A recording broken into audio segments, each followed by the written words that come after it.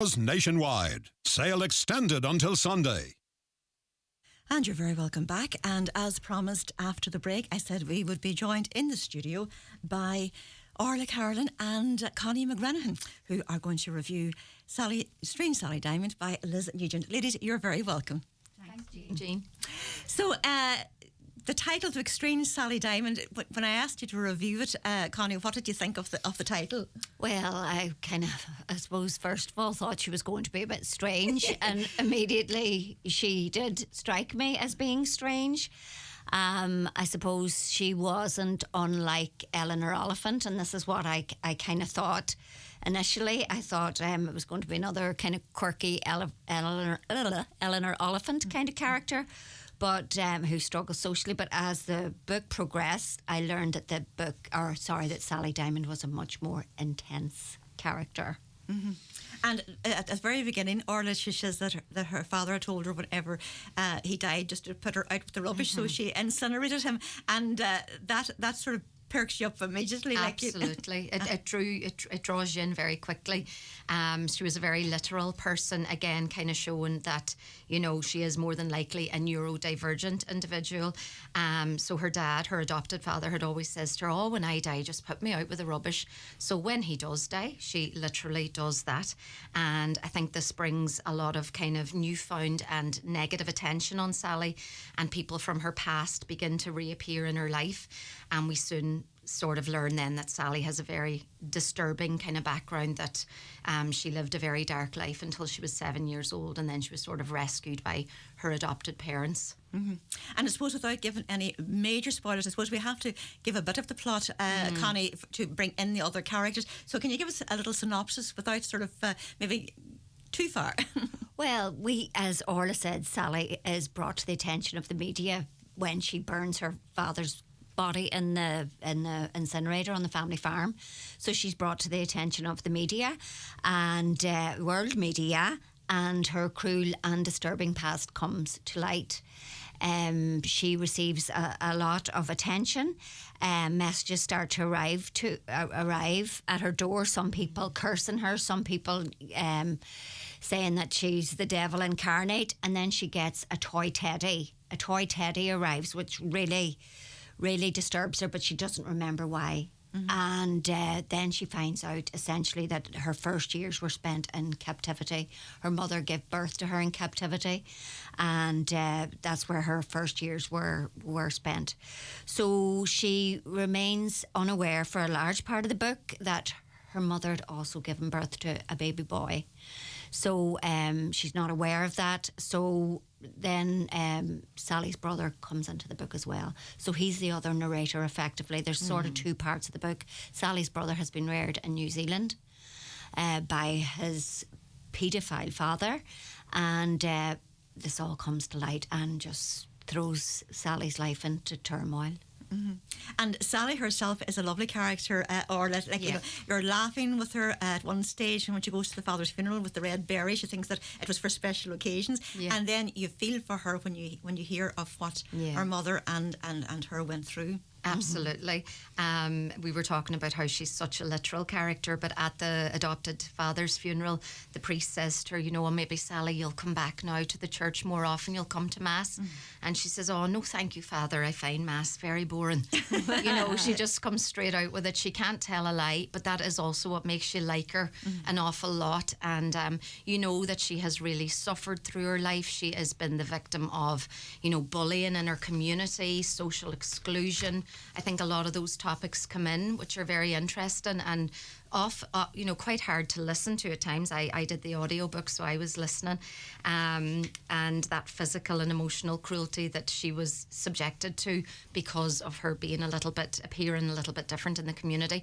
But what made her so likeable, I think, Jean, as you say, is we go on this journey with her where she really tries to improve her life. She really makes a conscientious effort by going to therapy, by forming friendships, everything that her adopted mother had wanted for her and her adopted father hadn't really promoted in her life. So you kind of go on this journey, and for me, I was filled with hope for her. But meanwhile, you do have this dual narration going on where this brother is in New Zealand, and you've realised he's actually still with the father who kidnapped Sally's mother initially, and he also is living a very kind of depraved life in New Zealand, and he believes he's got this illness that can, if anyone touches him, he will die, and a very depraved life in New Zealand as well, and a bit of a recluse. He's also a bit of a recluse like Sally. I suppose Peter, the brother, like Sally, were victims of their upbringing.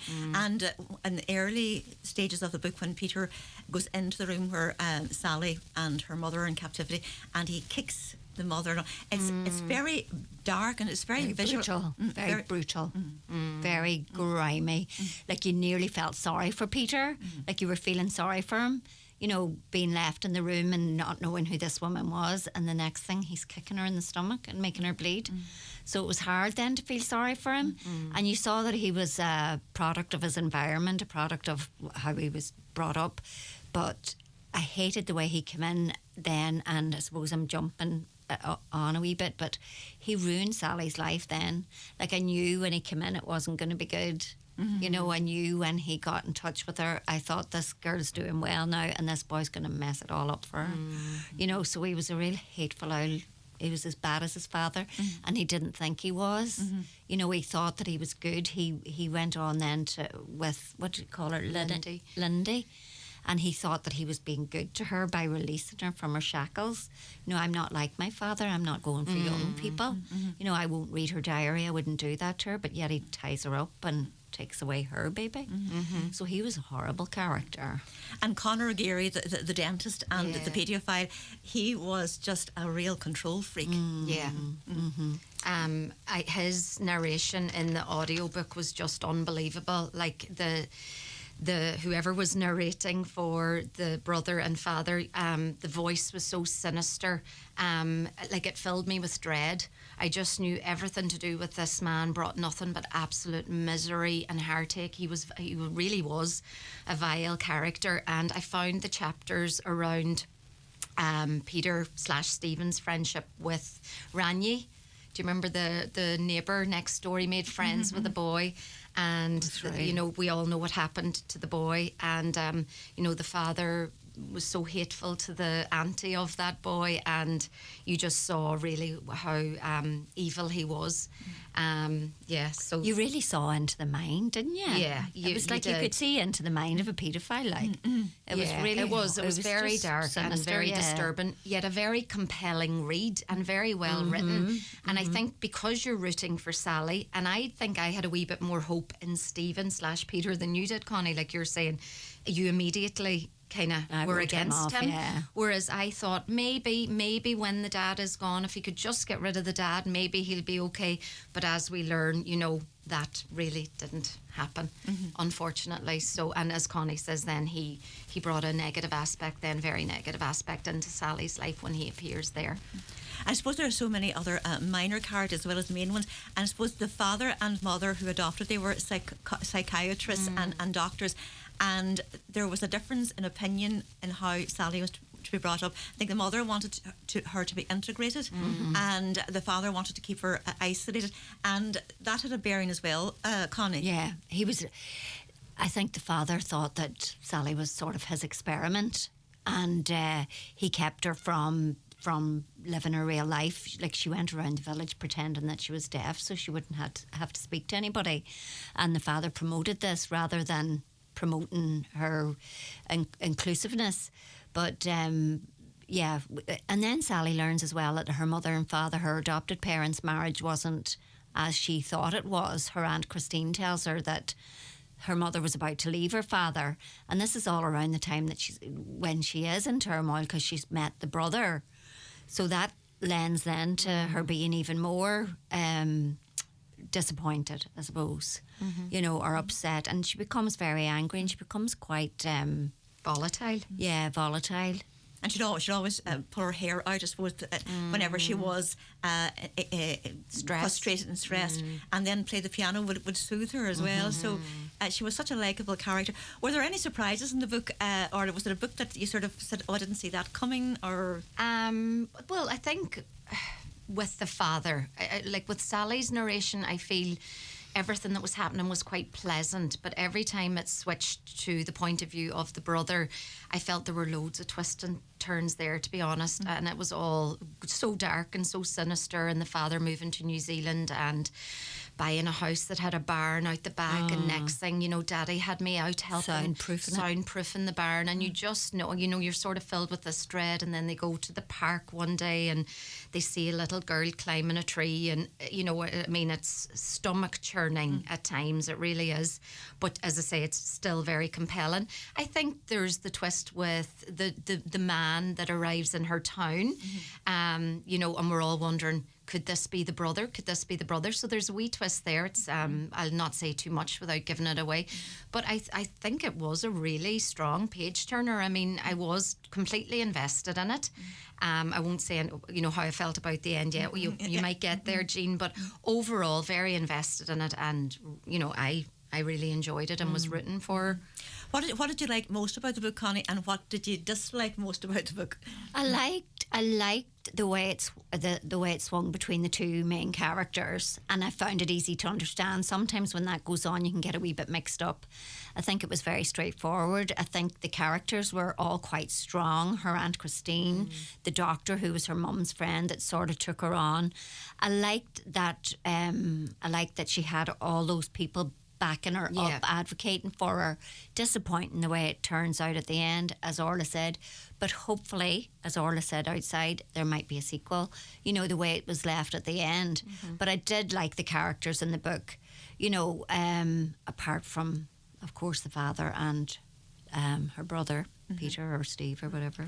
And would you echo that, Orla, or would you have a different point of view on the likes and dislikes? No, I probably am similar to Connie, although, I would agree actually, because I did really enjoy the brothers' sections of the book as well. I enjoyed Sally's, I enjoyed, her life coming together.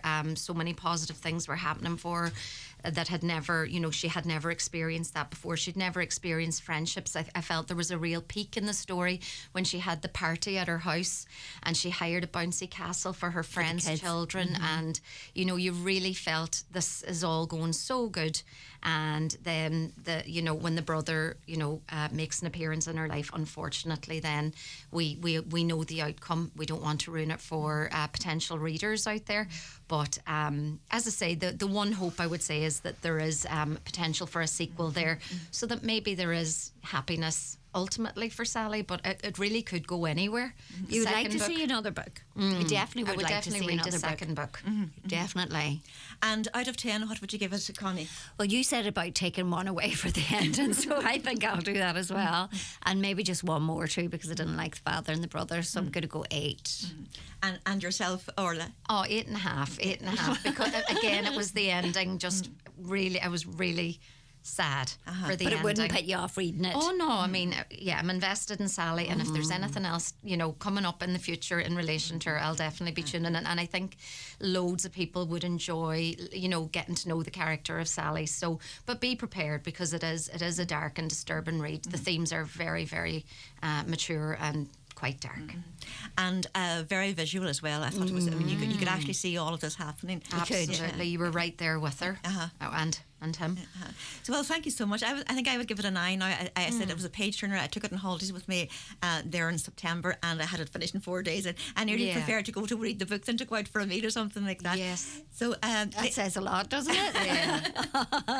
So, ladies, thank you so much once again for coming up and reviewing the book. And we might have you back again maybe in 2024. Oh, thanks, Lovely. Jean. Thanks, Jean. In our bubble, Táid go léirigh far amach dá chéile.